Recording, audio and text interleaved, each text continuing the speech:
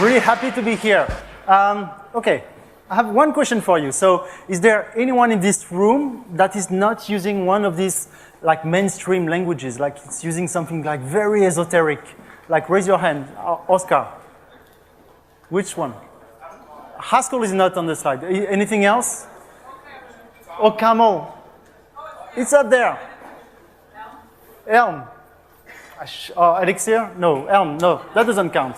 Okay, but I guess most of you, as you can see, are using one of these mainstream languages. But I'm not. I mean, these days I'm mostly using this one, Haskell.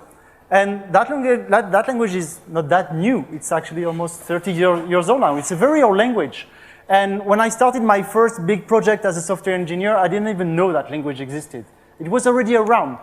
And I was developing for one of those things. This thing is a PABX. That's what you put in companies or hospitals when you need to configure all sorts of phones that need to have like voicemails and all sorts of functionalities and users and so on. And that thing is quite complicated.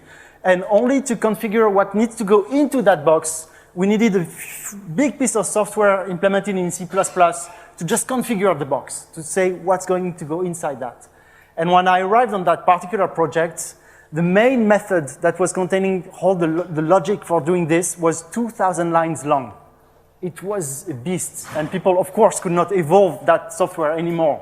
And they were asking me, okay, what can we do about this? And I said, don't worry, I have a magic trick.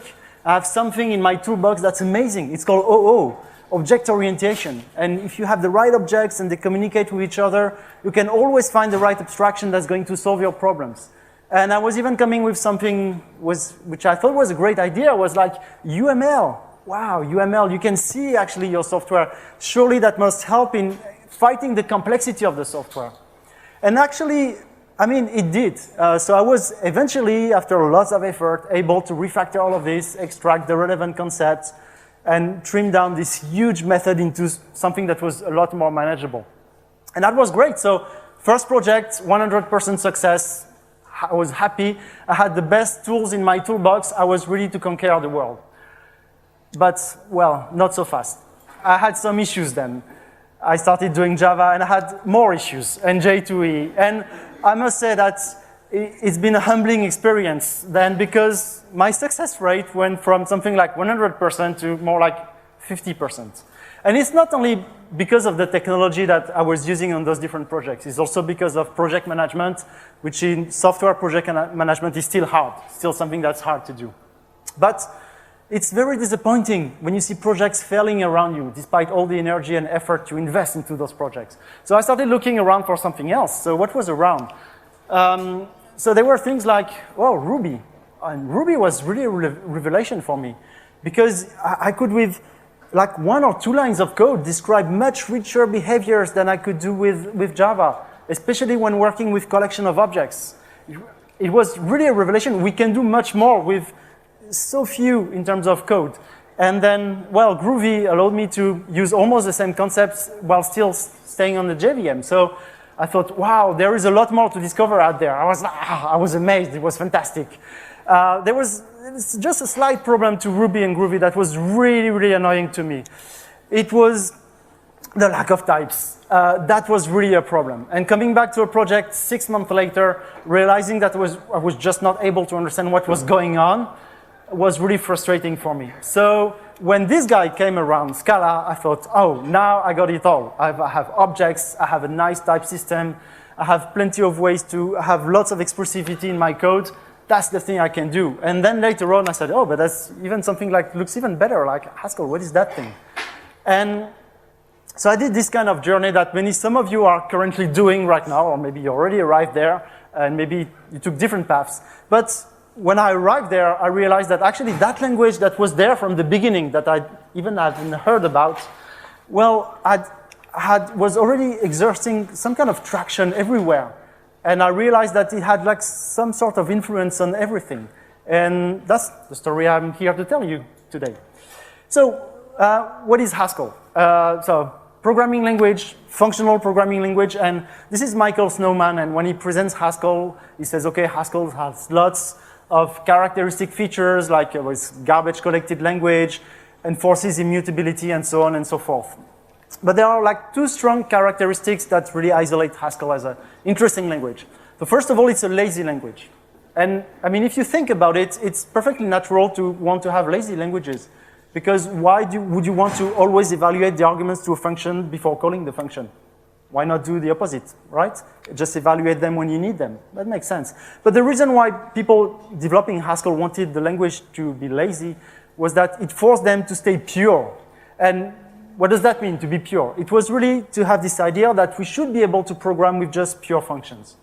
And those pure functions are great because a function like this only depends on its inputs to compute some outputs without changing the state of the world or depending on something that has been said before somewhere else. And for us as day-to-day developers, it gives us some great power because that means in order to understand what's going on in your code, you just have to look at one piece at a time. You don't have to reconstruct in your head everything that could happen before and everything that's going to happen after. So it's absolutely fantastic to have functions. But what about the other languages, the mainstream languages? Do they have functions? Well, actually, it's funny to see some blog posts like this, where people rediscover the power of functions every day. And they say, oh, guys, we've been doing Java, but look at that. It's a pure function. It's super easy to test. It's super easy to refactor. Maybe we should have more of those functions in Java, right? Okay, well, I can only think so. And then you have some old-timers who've been doing Java for a long time and design patterns, and they say, well, wait a minute, we've been having functions for a long time, right? Maybe we give them different names like command or template method or action. All those are patterns, but they are functions, right? And even in the JDK, there are functions like a comparator is a function callable or file filter. All of those are functions, so come on. Stop making such a fuss about functions. But those were not first-class functions. That was really the important part about having first-class functions that you can pass as parameters. And that's what Haskell has.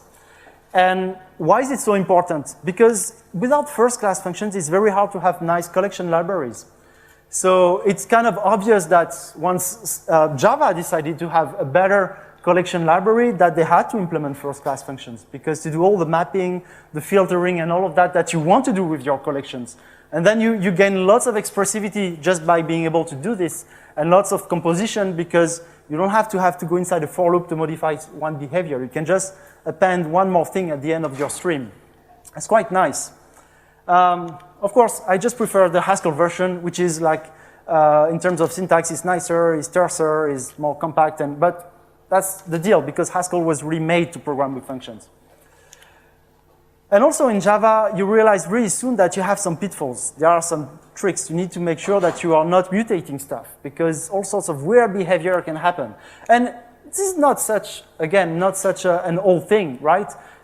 Even in Josh Block, in his book about writing effective Java, says, well, use immutable data as much as you can because if you use mutable data and you use this as a key for your hash map, for example, who knows what can happen, right?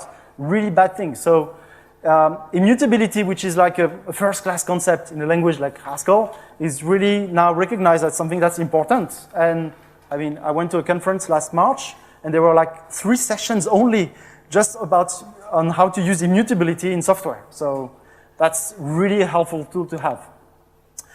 So what all that means is that we are kind of changing a bit the way of programming when we have functions and immutability. Because that means we start programming in a way where we start by creating data with some functions, by transforming it, and by outputting it somewhere. It's kind of a different way of seeing our programs, of seeing how they are structured. And actually, you see this movement of structuring programs as a series of transformations, not only in the code, in the microcode, but also at a larger level. So, for example, I really advise you to read this blog post about turning the database inside out, which is about changing something that's a big pot of mutable state into something that's streaming, where you can still have views, you can still have indices, you can still do the stuff you can do with a normal database, but in a more immutable way, and actually also a more scalable way, because you have great properties out of this. So that brings us to data, right? I was saying like we have this view of the world where we function, operate on data. And you could definitely argue that Java has been having data forever, right? Because we call it POJO, DTO, value objects. All of this is like data. It's not really an object. It's more like a structure having some fields containing some form of a bunch of values, right? But that's something that Haskell is using every day, some data. And that thing is actually so useful that when the creators of Scala created Scala, they said, oh, we need something like this. We need some support for data. So let's call that case objects. And you have that in Kotlin as well. And well, in Clojure, they've been having that forever because it's all lists and maps anyway, right? It's just like data. So having data is really useful, and it's so useful that it's actually coming up to Java now. So this is a blog post from last February where Brian Gutz is thinking of introducing data inside Java as a first-class construct. I think now it's called records. It's not called data anymore. But it's recognizing that it should be very easy, and it's important to be able to create data and new data types on the fly. Things that are not fully fledged objects with some behavior, but just data structures.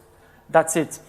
And quite interestingly, a follow-up a post on the mailing list says, oh, actually, there are also some properties on this data that might be cool to compute lazily. Oh, now laziness comes back, right?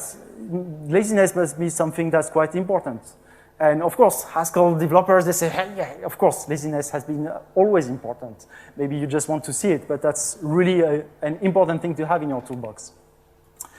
So, yeah, Haskell is very good at describing data. And the key word for data is data. Let's not look further. Whereas in Scala, you have like a bit more ceremony to get there, but you can still get there. And now you will have it in Java.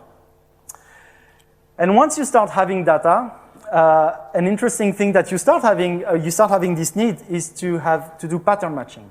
And this is a blog post by Steve Yeager. And Steve Yeager is describing this blog post, a competition they had internally inside Amazon. And they had this puzzle to solve. And he said, oh, but the Haskell guys, they have a very nice solution, very elegant. So they can take a list of lists and grab exactly the second element of each sublist and then extract those parts to recombine them to have like a complex conditional.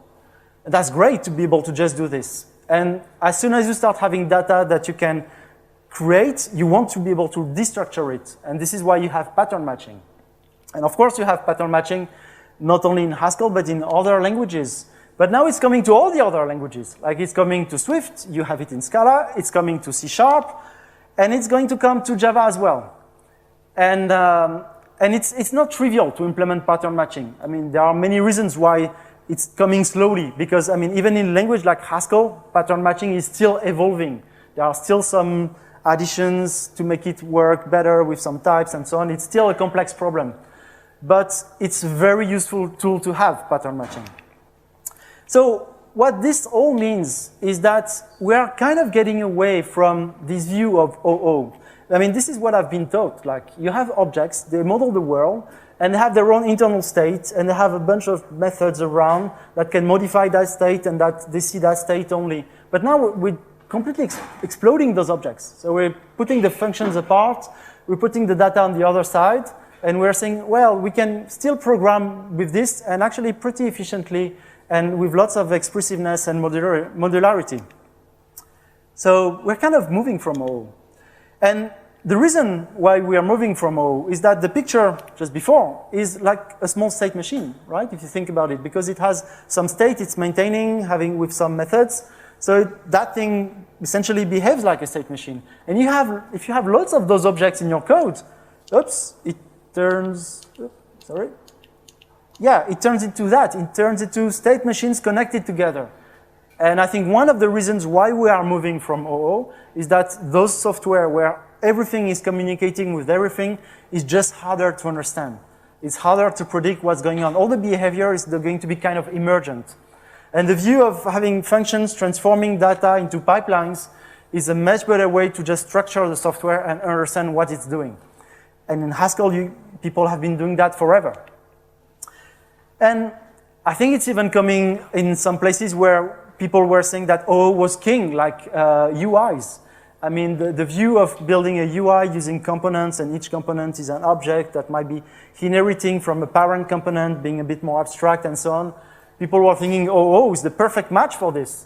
But we are getting away from that. We are discovering that maybe we need some other concepts like functional reactive programming and that are more composable, that are more predictable, that help us build all our interfaces by just describing changes as a set of changes that you can apply all at once on a DOM, for example, and so on. So even in a place where people were thinking in the 80s that OO will be king forever, you see some changes happening. So does that mean that OO is dead? I don't think so, because I mean, as an industry, we are very, very slow to change anything we're doing. Like moving the boat is very slow. But it's one more nail in the coffin, I think. We are slightly changing the ways we are programming, the ways we are structuring our programs, and seeing that OO might not be, after all, the best way to model what we want to model. And what Haskell is teaching us is that we can use smart functions with just dumb data. And there's a way to program with this model. But that's not the only thing that Haskell is teaching us, because Haskell is teaching us a lot about types, right? It's a language that has a nice type system where you can do lots of stuff. And before I talk to you about like more fancy types, actually you can do some very nice stuff with just some normal types, like simple types. And so this is Yaron Minsky. He's actually an OCaml developer, and he has this nice saying, motto, like we should try as much as possible to make illegal states in our software unrepresentable. Because if there's no way for you to represent a situation where you might have a bug, well, that thing cannot even happen. By construction, it's always going to be correct. And if you have a language that gives you the possibility to create lots of small data types, and if they are easy to create, well, you can do things like this. You can create a data type just for a non-empty list, where you are guaranteed by construction that you will have at least one element in that list. That's the A here. The rest is a list that can be empty, but at least you have one A. This one is always available. So if you want to take the head of the list, that's fine. You will never get an exception. That's really cool.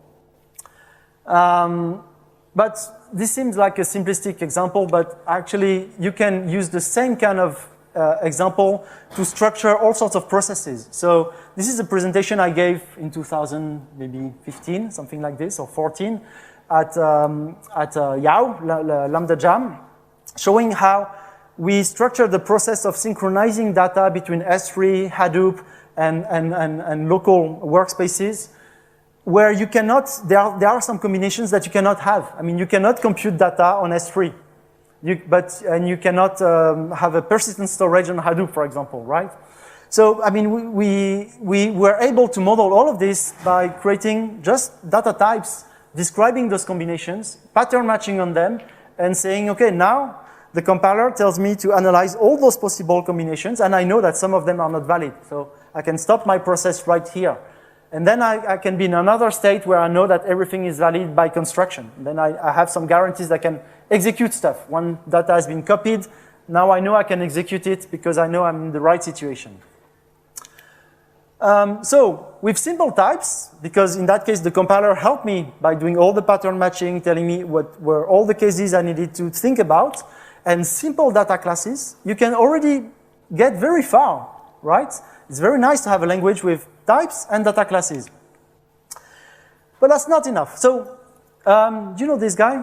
Who knows this guy? Who's this? Yeah, oh, lots of people. That's Lambda World, after all. So yes, that's Philippe Wandler. And for the ones who didn't raise their hand, that's also a super Lambda man. He's famous for doing this at conferences. So when Philippe realized that Java didn't have generics and had like untyped collections, you could put a list of objects and that was it, and you didn't know exactly what you were putting in your list. Coming from Haskell, he was really pissed. He said, we cannot let this go. I mean, Java is supposed to be a language used by millions of developers, and you are going to allow this? Never. So he said, okay, we're going to implement generics for Java. And actually, it turns out to be hard, a lot harder than Haskell, because you have subtyping in Java. And you have things you need to think about putting an apple in a list of fruit. Can you do this or not?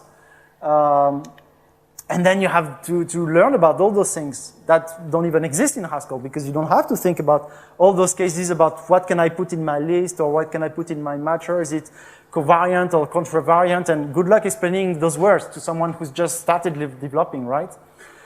And that's just because subtyping is hard. And funnily enough, Haskell doesn't have subtyping. So maybe Haskell is teaching us a lesson here. Maybe we don't need subtyping.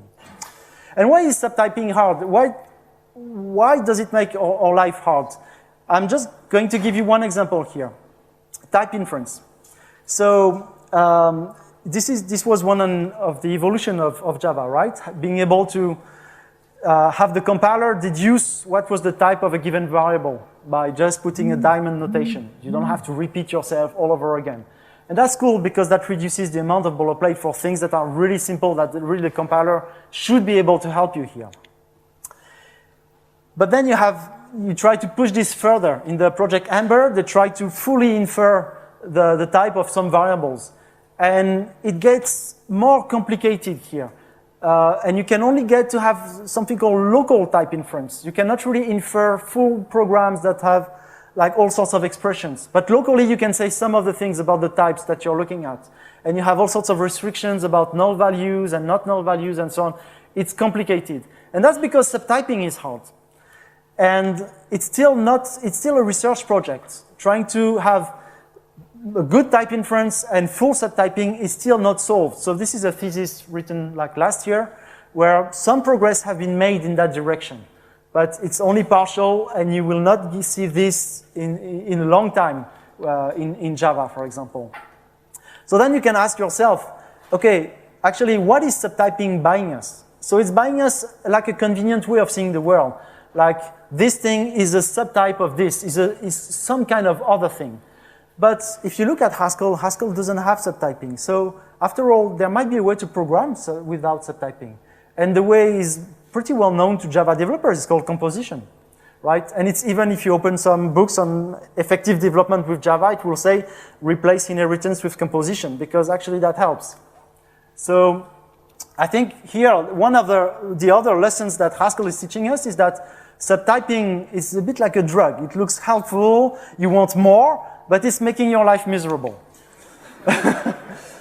Okay, another thing that Haskell is teaching us is really raise the bar on abstraction. And you could spend a whole life not really realizing this, but when you start tasting a bit of that, you realize how powerful it is to raise the bar on abstraction. And now, I mean, even people using mainstream languages start realizing this, like things like, okay, monoid for Java developers. Well, that makes sense, because knowing what the monoid is, where to use it, how to compose it, is a useful thing to have and to know about. And even the dreaded thing, like the monads thing, is coming to Java, right? Because actually it's quite useful, and now it's even implemented in some libraries, like functional Java or Waver. But of course, in Scala, they stole everything in a Haskell library, so it's been there. And it's not only it's been there in one library, but even in two libraries, because in Scala, we love having functional programming libraries. But it's also coming to other languages, like Kotlin. So you have this Auro library, taking some of those concepts coming from Haskell and incorporating them into a brand new language. After all, Kotlin is like a fantastic language. Some people love Kotlin. It's like simpler than Java and so on.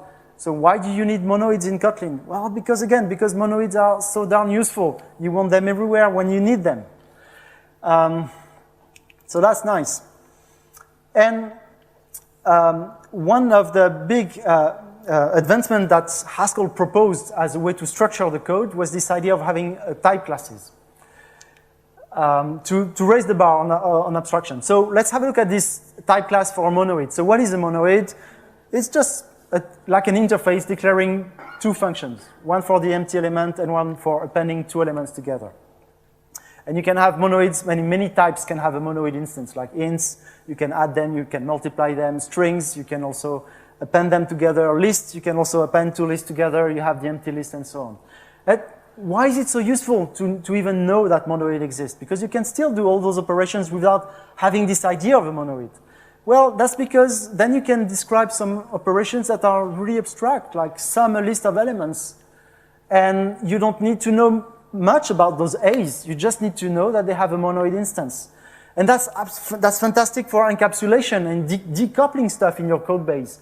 because you have a lot less things to know about that A. And the sum function, once it's written once, it's in the library, it's tested, it's correct, you can reuse it everywhere. So being able to raise the bar in terms of abstraction has wonderful benefits. But I suspect that all of you in that room are convinced about that, right? Learn one concept, you spend a hell of a time trying to understand what that is, and then you can reuse it in so many other contexts. And this is why we need to talk about higher candidate types. And that thing, I mean, just the name looks scary, right?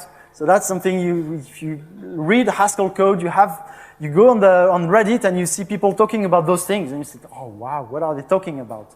What does that even mean? But it's actually something that I think is quite understandable, is the situation where we need to refer to different containers of different kinds, like list of A, future of A, option of A. So list of A is like one or several elements, or zero or several. Option of A, maybe there's one element, maybe there's no element. Future might have an element in the future. Either of A will have either an element or something else, like an error message. And all of those things, if you really look at them, they look like an aim of A. They look like an aim of something, right? And it's actually quite useful to be able to talk about that aim of A, because that aim has some important characteristics, really important characteristics. In particular, it supports one operation called flat map that's supported by all those things like list, future, option, either, right? Because that's the operation that you have on the monad instance for all those things. And not being able to detect that in your code you have such an abstraction is really bad, really, really bad. And look at that. Things like in JavaScript, they don't like to do this. So 10 years later, they have to revisit all their code to change some of the names because they didn't get the right behavior. Maybe flatten should be smush instead because it's not doing what we thought it should be doing. And even in Swift, you had things like this where flat map was kind of abused and having different behaviors on different types instead of having the same behavior on all the monads, right? So those things are really important. And how does that link with higher candidate types? Well, it turns out that if you want to talk in your compiler, in your language about this type M, this is a higher candidate type. This is a type that takes other types to construct a final type if you want. So you need to be able to describe those types. That's as simple as this. And in Haskell, you can do it. In Scala, you can do it. In Kotlin, you can do it. And to my big surprise, when I was preparing that talk, even in Java, you can do it. So you can use macro annotations and annotation processors. And honestly, I don't even know how to read this with all the underscores, but you can do it. It's amazing, right? You can describe a monad. So Haskell is teaching us that we have more than one way of looking at types. So we have this subtyping thing, which makes us wonder, do we really need subtyping? Not sure. We have generic types, like in collections. It's useful to be able to say what's inside your collection and track that precisely and learn about all the covariance, contravariance rules, and so on. But we have more types. We have those higher candidate types. We have rank n types. Oh, wow, one more thing I need to learn now. What are those rank n types? And one of these days, you start having some values that are like very polymorphic, if you want. And you actually need those types to describe what's going on with your values and your functions. You need this. And you have existential types. And existential types are fantastic because they can help us to hide information. So you can have an API where you say, I'm giving you something, it has a type T, but actually you don't need to know what that type T is. But you can also give it back to me. And if you give me something else, I won't be very happy. But if you give me the same type T, I know everything is safe. So existential types are quite great for encapsulating information. And then you have all the flurry of dependent types, and Haskell might not even be the best language for this because you have a language like Idris, which is heavily inspired by Haskell in terms of syntax and a few other things, which is dedicated to implementing dependent types. So what Haskell is showing us is that there's just one type, more than one type system than the ones we are used when we use Java or Go or other languages like this. And some of those types, they are very useful. They encode useful abstractions. They give us lots of safety guarantees, and we should absolutely use them. But that's not the only thing that Haskell is teaching us. And I really encourage you to have a look at the Haskell libraries. And it's actually, if you want to, I can give you an advice. You want to talk at a Scala conference, it's not so hard. Take one of the Haskell libraries, implement it in Scala, and talk about your experience at a conference. And you will have lots of people interested in that experience, because that's actually interesting to do this. And there are lots of interesting libraries. So, of course, all the functional programming stuff that has been incorporated in Scala, for example, in CATS and Scala Z, is already interesting in itself. But then you have other libraries, like the Lens library, for example. And the Lens library is almost a necessity. As soon as you start having data that can be possibly nested, and immutability, you start wondering, oh, by the way, how do I modify that field that's super deeply nested in my data structure? How can I do this easily without having to rebuild everything manually all the time? There must be a way to do this efficiently and nicely. And lenses are the answer to that question. And it's also a mind-boggling library that you will learn lots about types and lots about abstractions just by trying to understand how this thing is working. You also have something for testing. So actually there are lots of libraries that are doing a fantastic job at testing in Haskell. So the well-known one is QuickCheck, from which ScalaCheck was inspired. But, okay. QuickCheck gave us lots of tools to also raise the bar on how we were doing testing, trying to have more random data, more combinations, more abstract properties, and not just write tests one by one and rewriting the same test data over and over again. Streaming. Streaming is like, there's a full market of streaming libraries in Haskell. You have at least 5 or 6 streaming libraries. All of them have different trade-offs in terms of what they do and what they don't do, but all of them are really interesting. And actually, my favorite streaming library in Haskell is just called Streaming. And I really encourage you to have a look at that library, at the README, at the tutorial, because you realize it's like just having a list, but for an infinite number of elements where everything will always be bounded in memory and so on. It's a very nice library, very well designed.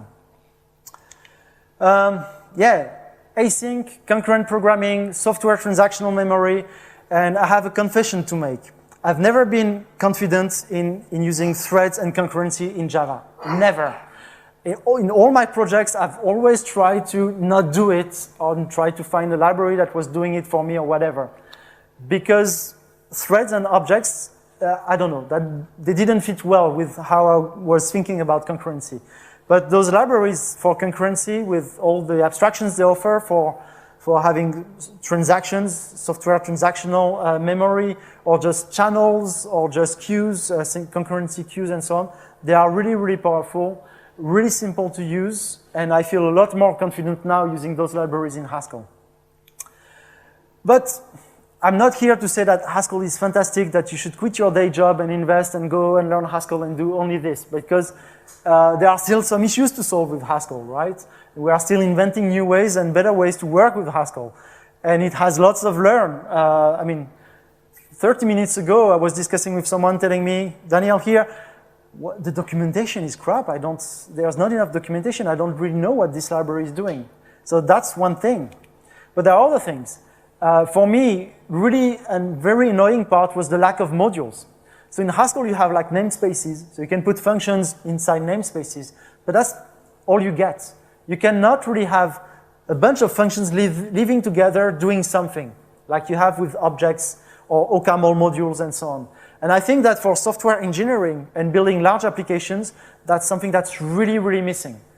And there are many different ways to address this problem. I just proposed one solution, but there are different ways to address this. But I think this is a difficulty when you start a project using Haskell. And I was surprised to learn that there was a solution for this in 2002. So Simon Peyton-Jones implemented the solution for this, and eventually it was dropped, and I don't know why. I forgot to ask him.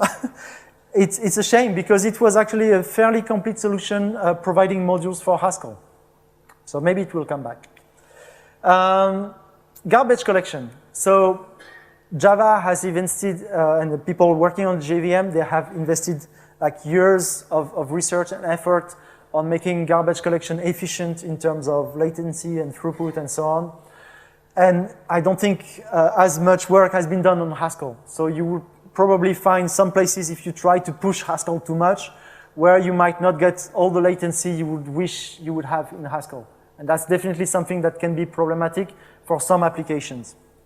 And well, okay, so just means that Haskell can improve in that direction. Records, so this one is really annoying because that situation, that thing trips up everyone that starts with Haskell. So I told you that you have data types in Haskell, right? So you have data and so you can have fields in this data. You can say a person has name and age and so on. But all those fields are functions that become like top-level functions. So if you have two data types having the same name for the fields, they are going to collide with each other. And you have many different ways to solve this problem, but no way that's really baked in the language that's easy to use, where you could just like qualify the name of the field with the name of your data type, for example. You cannot do this easily. It's really annoying, and as a beginner learning Haskell, you have to learn tons of blog posts just to understand what's the best way or what you think is the best way to solve the situation. IDEs, there's still not a great way to have a nice all-integrated experience using IDEs in Haskell. So there's a plugin for IntelliJ, there's VS Code, there are all sorts of plugins for Vim, for Emacs, and so on.